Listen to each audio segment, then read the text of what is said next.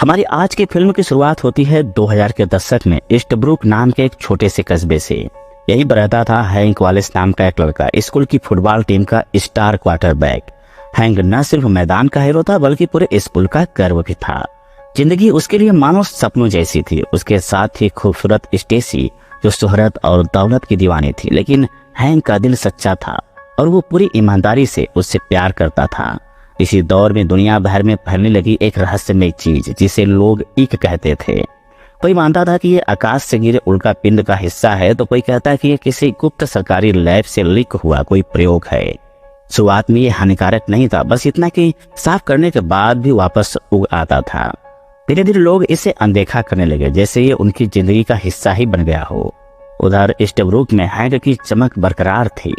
Prom night पर उसने खुद अपनी गर्लफ्रेंड स्टेसी को प्रोत्साहित किया कि वो उस एशियाई लड़के टेड किम के साथ नाचे जो अकेला खड़ा है। हैंक की यही साफ दिल प्रवृत्ति सबको खास बनाती थी। लेकिन खुशी के ये दिन ज्यादा देर टिके नहीं। एक बड़े मैच के दौरान अचानक हैंक का पैर टूट गया। कुछ लोगों ने इसे इक की वजह माना, जबकि बाकी ने कहा कि पिछली रात शराब पीने के कारण उसका ध्यान भटका होगा। और उसी रात उसने देखा कि स्टेसी टेड किम के साथ है और उसी पर उसकी दुनिया जैसे बिखर गई हो। हैंक का करियर खत्म हो गया। स्टेसी भी उसे छोड़कर टेड के साथ चली गई, जो अब अमीर और सफल हो चुका था। इस पर दुख की एक और चोट आई। उसके पिता जो एक छोटा बार चलाते थे, दिल का दौरा पड़ने से चल बसे। अब हैंक पूरी तरह अकेला था। टूटे सपनों ने उसे शराब का सहारा लेने पर मजबूर कर दिया। वो कभी सुपर स्टोर का कैशियर बना तो कभी स्कूल का झाड़ू पोछा करने वाला। फिर एक दिन एक पुराने शिक्षक ने उसे राह दिखाई पढ़ाई पूरी करने की। हिम्मत जुटाकर हैंक ने पढ़ाई खत्म की और आखिरकार एक साइंस टीचर बन गया। इस बीच स्टेसी अपनी जिंदगी में बहुत आगे निकल चुकी थी। उसकी एक बेटी हुई जिसका नाम ग्रेस है। स्टेसी के लिए हैंक अब एक अतीत था, लेकिन हैंक के दिल में आज भी उसका नाम बसा हुआ था। समय बीतता गया और 18 साल बाद सोशल मीडिया के शोरगुल में एक नई पीढ़ी जवान हो चुकी थी। हैंक अब अपनी शांत दिनचर्या जी रहा था, मगर जब भी वो क्लास में ग्रेस को देखता उसे अपनी पुरानी मोहब्बत स्टेसी की याद आती। इसी दौरान रहस्य में एक भी फैलता रहा। अब लोग बेचैन होने लगे थे। नेता इसे चुनावी हथियार बनाने लगे। कोई इसे मजाक समझता तो कोई खतरनाक सच। स्कूल में हैंक की सहकर्मी सोफिया डियाज, एक स्पेनिश टीचर, उस पर दिल हार चुकी थी, लेकिन हैंक ने कभी उसे गंभीरता से नहीं लिया। इसी बीच कहानी में नए किरदार जुड़ते हैं। ग्रेस की दोस्त हीदर, जिसे एक लड़के ग्रिफिन पर क्रश है, और खुद ग्रेस जो डेट कर रही थी डायलन को। लेकिन डायलन का इरादा साफ नहीं था। वो बस ग्रेस का इस्तेमाल करना चाहता था और ग्रेस अभी तक ये समझ नहीं पाई थी। ग्रेस अब बड़ी हो चुकी थी। उसके माता पिता स्टेसी और टेड किम रियल एस्टेट बिजनेस से अमीर बन चुके थे। दोनों चाहते थे कि ग्रेस बड़े शहर जाकर बसे, लेकिन ग्रेस का दिल अपने छोटे से कस्बे ईस्टब्रुक से जुड़ा था। उधर उसका बॉयफ्रेंड डायलन लगातार उस पर दबाव डालता रहा है कि वह शहर छोड़ दे। इसी बीच हैंक अपने पिता के पुराने बार को फिर से खोलने का सोच रहा था। कागजात निकालते समय एक दिन जब स्टेसी, किम और ग्रेस वहां आए तो हैंक को एक चौंकाने और इस सच्चाई का अंदेशा हुआ। शायद ग्रेस उसकी बेटी हो सकती है, क्योंकि उसका और स्टेसी का रिश्ता उनके ब्रेकअप से ठीक पहले तक था। ये राज उसने किसी से साझा नहीं किया। दूसरी तरफ स्टेसी और किम अपनी आलीशान जिंदगी में खोए रहते, जबकि ग्रेस उनके पैसों की दीवानगी से चुपचाप नफरत करती थी। एक रात हैंक घर पर रिंग लाइट लाया, तभी उसने अपने पीछे कुछ हलचल महसूस की। वह एक था जो एक खतरनाक रूप से पास आ चुका था। जैसे ही हैंक ने लाइट ऑन की, एक वहीं जम गया। जिज्ञासा में उसने प्रयोग किया और पाया कि यह रहस्यमय पदार्थ अंधेरे में पनपता है पर यूवी लाइट में बढ़ नहीं सकता। अगले दिन हैंक ने ग्रेस से बात करने की कोशिश की, पर उसकी दिलचस्पी ग्रेस और डायलन दोनों को अजीब लगने लगी। असलियत बताने की हिम्मत उसके पास नहीं थी, इसलिए उसने डीएनए टेस्ट कराने का सोचा। इसी रात जब हैंक बार में था, वहां एक अजनबी दाखिल हुआ। उसकी शक्ल अजीब ढंग से विपरीत थी। साफ था कि एक ने उसे संक्रमित कर दिया है। हैंक ने पहले उसे वाइन दी, मगर अचानक उस आदमी ने एक बिल्ली पकड़ ली और उसका शरीर भयानक रूप से बदलने लगा। उसके भीतर से टेंटिकल्स फूट पड़े। हिम्मत जुटाकर हैंक ने बेली का झटका दिया और उसे मार गिराया। उसी समय ग्रेस अपने दोस्तों के साथ एक पार्टी में थी। उसने शराब ज्यादा पी ली थी और डायलन मौके का फायदा उठाना चाहता था, लेकिन इससे पहले कि कुछ हो, एक ने एक नई शक्ल ले ली थी।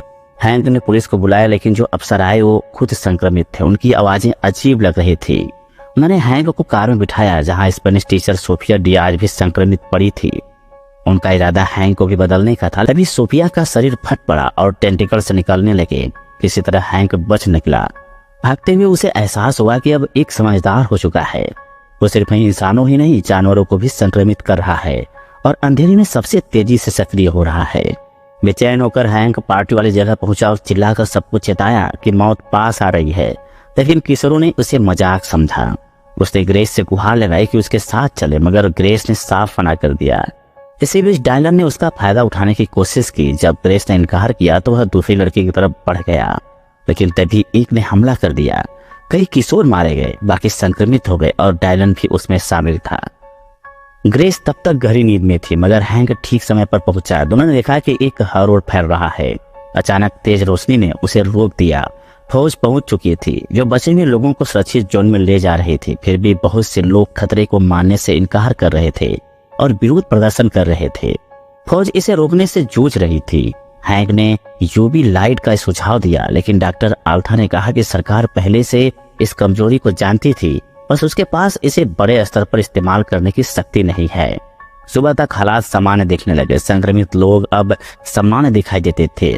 डायलन भी अलग सा लग रहा था। वो जो हमेशा कस्बा छोड़ना चाहता था, अब कहने लगा कि वह कभी यहाँ से नहीं जाएगा। लेकिन जैसे ही अंधेरा हुआ, उसका असली रूप सामने आ गया। उसने ग्रेस पर हमला कर दिया। हैंक सही समय पर आया। उसने डायलन को कार से बाहर फेंका और ग्रेस को भागने को कहा। ग्रेस शुरू में उससे दूर रहना चाहती थी, मगर अंधेरे ने एक को और शक्तिशाली बना दिया। उसने कार के इंजन तक घुसपैठ कर ली। भागते भागते उनकी कार पलट गई और दोनों उसमें फंस गए। बाहर एक तेजी से बढ़ रहा था। तभी ग्रेस को कार में एक पुरानी तस्वीर मिली, उसकी माँ स्टेसी और हैंक की। उसी पर उसे समझ आया कि शायद हैंक ही उसका असली पिता है।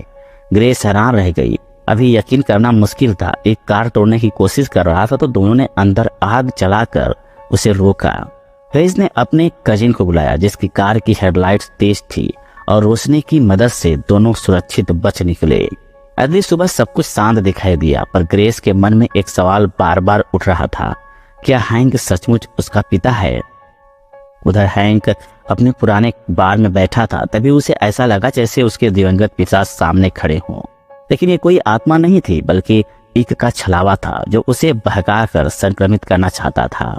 हैंक ने इस धोखे को समझ लिया और फंसने से इनकार कर दिया। ग्रेस ने उसी दिन डायलन से मुलाकात की। वह बिल्कुल सामान्य लग रहा था और पिछली रात के लिए माफी मांग रहा था, मगर ग्रेस अब सतर्क थी। हैंक ने ठान लिया कि सच्चाई उसे जाननी ही होगी। उसने स्टेसी को स्कूल के मैदान में बुलाया ताकि साफ जवाब मिल सके, लेकिन स्टेसी ने कोई सीधी बात नहीं कही। ठीक उसी समय सूरज ढलने लगा और अचानक जमीन से एक निकला, जिसने स्टेसी को वहीं निगल लिया। स्टेसी की मौत ने हैंक को तोड़ कर रख दिया।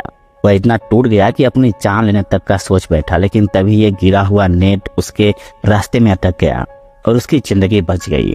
उसी रात स्कूल में प्रॉम नाइट थी। किशोर रोशनी से सजे डांस फ्लोर पर झूम रहे थे। हैंक ने खुद को रोशनी में लपेटा और बाहर कदम रखा। रास्ते में उसकी मुलाकात किम से हुई। हैंक ने उसे चताया कि तुरंत भाग जाए, लेकिन किम ने उसकी बात अनसुनी कर दी और देखते ही देखते एक ने उसे भी निगल लिया। हैंक किसी तरह स्कूल पहुंचा। अंदर का नजारा भयावह था। हर जगह टेंटिकल्स, लोग चीखते हुए खींचे जा रहे थे, दीवारें टूट रही थी। उसी अफरा तफरी में डायलन ग्रेस के करीब जाने ही वाला था कि अचानक हैंक दरवाजा तोड़कर अंदर आया। ग्रेस ने पहली बार डायलन का असली रूप देखा। उसका शरीर पूरी तरह एक से संक्रमित हो चुका था। हैंक और ग्रेस ने मिलकर उसका सामना किया और उसे हमेशा के लिए खत्म कर दिया। इस संघर्ष में ग्रेस के दोस्त हीदर और ग्रिफिन भी उनके साथ हो गए। तभी हैंक को याद आया कि मैदान की शक्तिशाली लाइट्स एक को रोक सकती है, लेकिन उन्हें चालू करने के लिए बाहर जाना होगा। ग्रेस को रास्ते में अपने माता पिता के संक्रमित रूपों ने रोकने की कोशिश की, फिर भी वो तीनों किसी तरह मैदान की लाइटें चालू करने में कामयाब रहे। तभी जमीन फटने लगी और एक विशाल एक का शरीर उभर आया। लाइट पोल डगमगाने लगा। लोग भागकर एक ऊंचे टावर पर चढ़े, लेकिन बहुतों को एक ने निगल लिया। आखिर में सिर्फ हैंक, ग्रेस, हीदर और ग्रिफिन टावर की चोटी पर पहुंच पाए। सुबह होते ही सूरज की किरणें उस दैत्याकार राक्षस पर पड़ी और वह जम गया, लेकिन अचानक बादल छा गए। सूरज ढक गया और एक फिर से जीवित हो उठा। सब उम्मीद छोड़ने ही वाले थे कि बादल हटे और एक बार फिर धूप ने जमीन को रोशन कर दिया। इस बार एक पूरी तरह पत्थर की तरह सख्त हो गया और हमला खत्म हो गया। खतरा खत्म हो गया था, शायद सिर्फ कुछ समय के लिए। अंतिम दृश्य में ग्रेस ने हैंक को अपने पिता के रूप में स्वीकार कर लिया। लंबे इंतजार के बाद डीएनए टेस्ट की रिपोर्ट भी आ गई। दोनों ने मिलकर उस कागज को देखा और उनके चेहरों पर आश्चर्य झलकने लगा। फिल्म यहीं पर काली स्क्रीन के साथ खत्म होती है, बिना ये बताए कि रिपोर्ट में लिखा क्या था या इसके बाद क्या हुआ। इस तरह के और वीडियो देखने के लिए हमें सब्सक्राइब करें, ऑल नोटिफिकेशन ऑन करें और चैनल को सपोर्ट करने के लिए एक लाइक जरूर कर दें। मिलते हैं अगली और मजेदार कहानी के साथ, तब तक आप अपना और अपने परिवार का ख्याल रखें।